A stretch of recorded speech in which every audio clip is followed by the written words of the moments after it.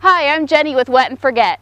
It's a beautiful spring day today in a suburb outside the Chicago area, and it's a great day to apply your Wet and Forget product. As you can see, we're here at a stone wall. The winter has not been kind to the stone wall. We've got a lot of moss, mold, and mildew built up on the surface.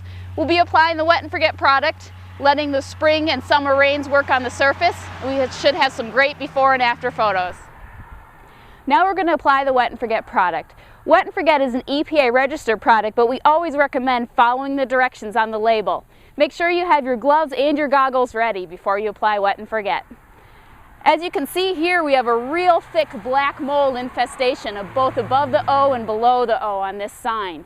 What we're going to do is apply the Wet and Forget.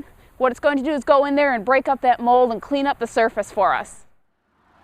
So what we've done is mixed up our Wet and Forget. Remember, 1 part Wet and Forget to 5 parts water when you're mixing your solution.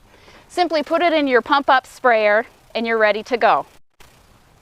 When applying Wet and Forget, it's best to start at the top of the surface that you'll be covering. Make sure to get a real good saturation on all the areas you want to treat with the product. A back and forth motion is a great tool to make sure you cover all the necessary areas.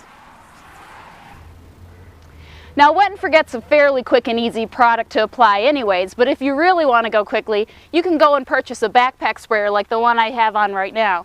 That will help the process go even quicker for you. You'll be able to cover a lot more area in less time.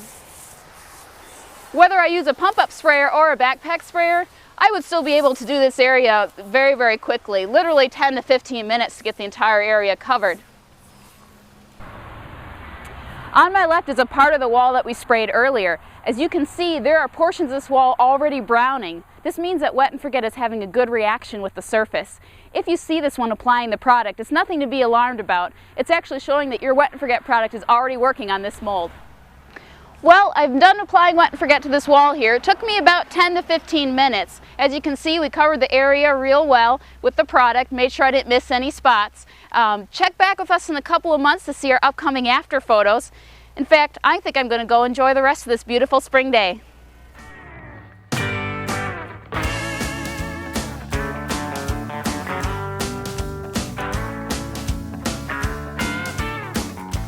Wet and Forget.